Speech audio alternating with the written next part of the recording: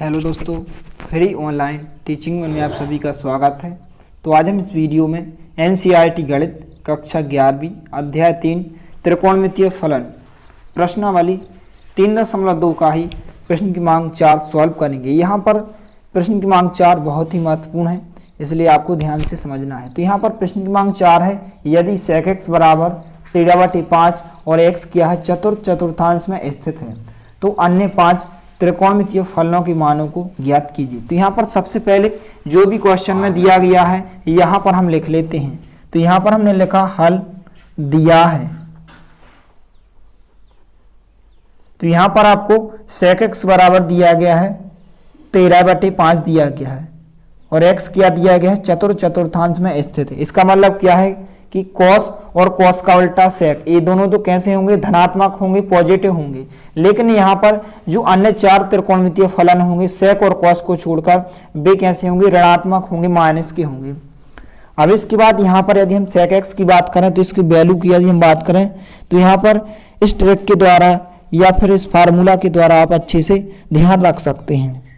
तो यहाँ पर हमें sec की जरूरत है, तो cos का उल्टा पहला होता है, क्रमशः होते हैं l/k होता है sin x के बराबर, a/k होता है cos x के बराबर। तो cos का उल्टा ही तो यहाँ पर sec x होता है, तो यहाँ पर k/a हो जाएगा sec x, यानी कि कर्ण/a आधार हो जाएगा।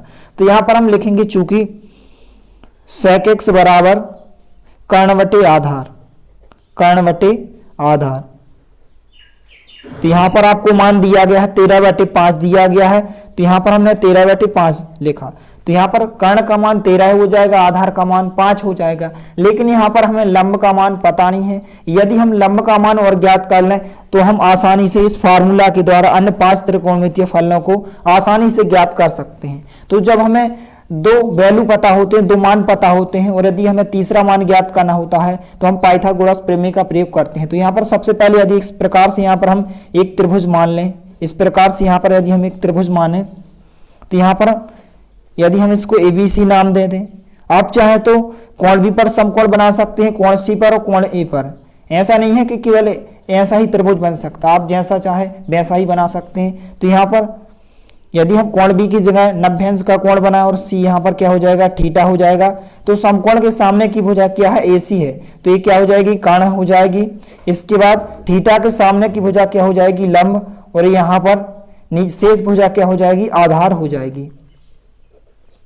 अब इसके बाद यहाँ पर कर्ण की जगह कर्ण का मान 13 दिया गया है, तो यहाँ पर हम कर्ण की जगह 13 लिखेंगे। इसके बाद आधार का मान 5 दिया गया, तो यहाँ पर हमने आधार की जगह 5 लिखा। इसके बाद यहाँ पर हमें लंब का मान पता नहीं। यदि हम इस लंब के मान को और ज्ञात कर लें तो हम जो भी क्वेश्चन में पूछे गए हैं कि अन्य 5 त्रिकोणमितीय फलनों के मानों को ज्ञात कीजिए, तो इसको हम आसानी से ज्ञात कर सकते हैं। तो जब भी यहाँ पर हमें 2 मान पता होते हैं और हमें तीसरा मान ज्ञात करना होता है तो हम पाइथागोरस प्रमेय का प्रयोग करते हैं। ध्यान रखना है कि जो पाइथागोरस प्रमेय होता है वह समकोण त्रिभुज में लागू होता है। तो यहाँ पर हम लिखेंगे इसलिए समकोण त्रिभुज ABC में पाइथागोरस प्रमेय से। तो पाइथागोरस प्रमेय क्या होता है कि समकोण त्रिभुज में कर्ण का वर्ग शेष 2 भुजाओं के वर्गों के योग के बराबर होता है। कर्ण का वर्ग बराबर लंब का वर्ग प्लस आधार का वर्ग। तो यहां पर हमने लिखा कर्ण का वर्ग बराबर लंब का वर्ग और प्लस आधार का वर्ग। अब इसके बाद चाहे तो आप डायरेक्टली यहां पर इनकी मान रख सकते हैं, या फिर आप सबसे पहले कर्ण हमने किस भुजा को माना है, AC भुजा को, तो यहाँ पर हम AC लिखेंगे और वर्ग को हम जाकिता लगाएंगे, बराबर का चिन्ह भी जाकिता। लंब की जगह लंब का मान यहाँ पर AB दिया गया है, तो यहाँ पर हमने AB लिखा और यहाँ पर वर्ग को हमने जाकिता लगाया, प्लस चिन्ह जाकिता। आधार की जगह आधार हमने BC भुजा को माना है, तो यहाँ पर हमने BC भुजा लिखी और वर्ग को जाकिता लगाया। इसके बाद यदि हम इनकी मान रख दें, AC की जगह AC का मान कर्ण का मान 13 दिया गया, तो यहाँ पर हम 13 लिखेंगे और वर्ग को हमने जाकिता लगाया, बराबर का चिन्ह जाकिता। AB की जगह AB का मान यहाँ पर हमें ज्ञात करना है, तो AB की जगह हमने AB को जाकिता लिखा, वर्ग को जाकिता लगाया, प्लस चिन्ह जाकिता। BC की जगह BC का मान यहाँ पर 5 दिया गया है, आधार का मान 5 दिया गया, तो हमने 5 लिखा और वर्ग को जाकिता लगाया। इसके बाद यहाँ पर यदि हम अगले स्टेप में इन सभी के वर्ग कर दें तो 13 का वर्ग कितना होता है 169 होता है। या फिर चाहे तो आप 13 को 2 बार लिखकर गुणा भी कर सकते हैं। तो यहाँ पर 13 का वर्ग कितना हो जाएगा 169 हो जाएगा। बराबर का चिन्ह जाकेता ए बी का मान, यानी कि यहाँ पर हमें लंब का मान ज्ञात करना है। तो यहाँ पर हमने ए बी के वर्ग को जाकेता लिखा, प्लस चिन्ह जाकेता, और यहाँ पर 5 का वर्ग कितना हो जाएगा 25 हो जाएगा। इसके बाद 169 को हमने जाकेता लिखा, जो प्लस के 25 है इस तरह पाएंगे तो माइनस के 25 हो जाएंगे, और बराबर में हमने ए बी के वर्ग को जाकेता लिखा। अब इसके बाद यदि 169 में से 25 को हम माइनस कर दें तो यहाँ पर कितने बचेंगे 144 बचेंगे, और बराबर में हमने ए बी के वर्ग को जाकेता लिखा। अब इसके बाद यहाँ पर तो हमें ए बी का मान चाहिए, केवल ए बी का मान चाहिए, यानी कि लंब का मान हमें ज्ञात करना है। तो जब भी यहाँ पर हम वर्ग हटाते हैं तो यहाँ इस तरफ क्या लग जाता है वर्गमूल लग जाता है, करनी लग जाती है। तो यहाँ पर क्या आ जाएगा √144 आ जाएगा, बराबर में ए बी जाकेता।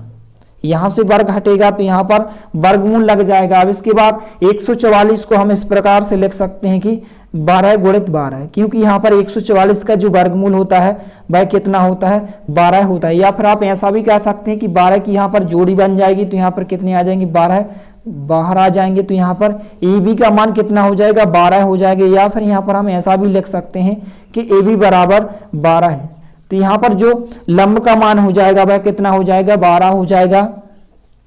अब इसके बाद हम जो भी क्वेश्चन में पूछा गया था कि अन्य 5 त्रिकोणमितीय फलनों के मानों को ज्ञात कीजिए, तो हम इसको आसानी से ज्ञात कर सकते हैं।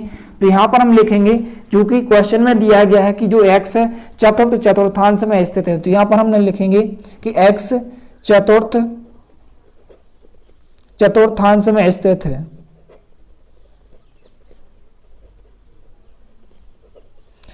तो इसका मतलब क्या है कि चतुर्थ चतुर्थांश में क्या होता है सेक और सेक का उल्टा जो कॉस होता है, या फिर हम ऐसा भी कह सकते हैं कि जो कॉस और कॉस का उल्टा सेक होता है, ये दोनों तो कैसे होते हैं धनात्मक होते हैं। लेकिन इन दोनों को छोड़कर बाकी 4 अन्य त्रिकोणमितीय अनुपात कैसे होते होंगे माइनस के होंगे।